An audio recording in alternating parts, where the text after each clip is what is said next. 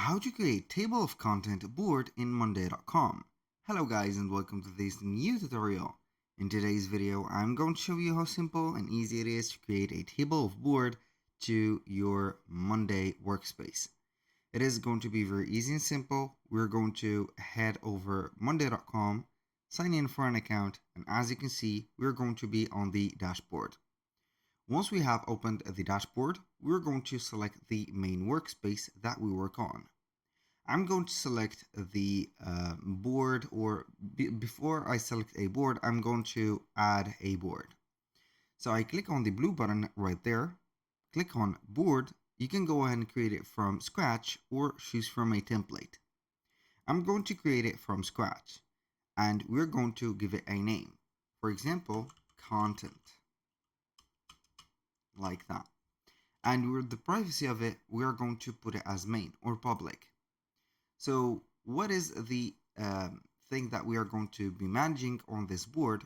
It is going to be table of content. That means that it is going to have items.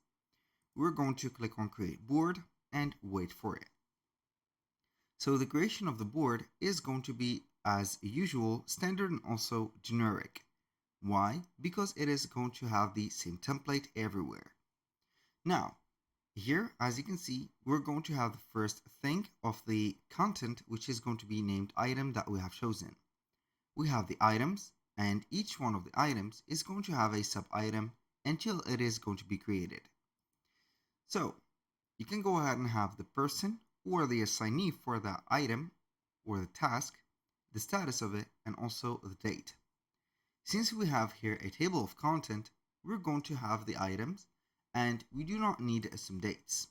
Basically, maybe we're going to have creation date. So I have changed my mind to a creation date. So the status, we're going to let it as this. So I can go ahead and have it as a blank or something like that.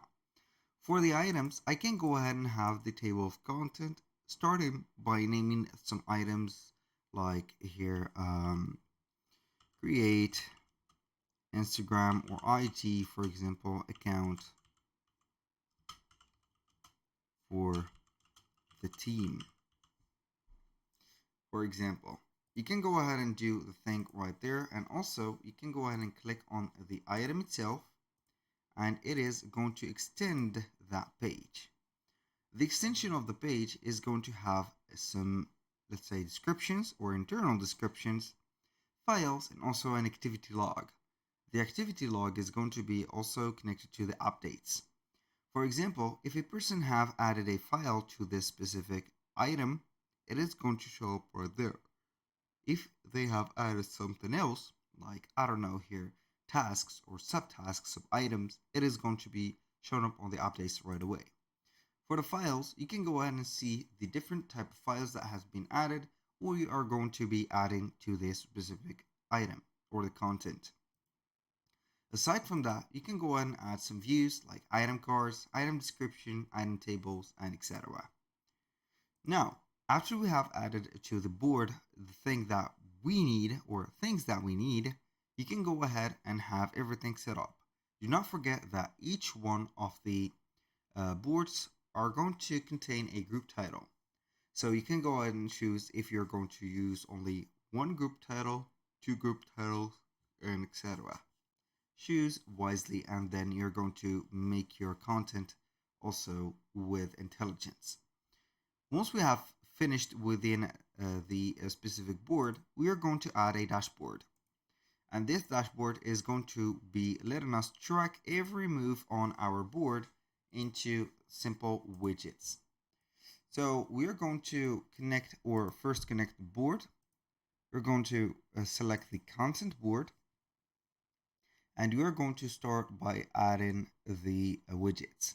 So the widgets are going to be some charts, some calculations, and also some, let's say, formulas that you can go ahead and set up, for example, numbers, batteries, or progression bar into your workspace just like that.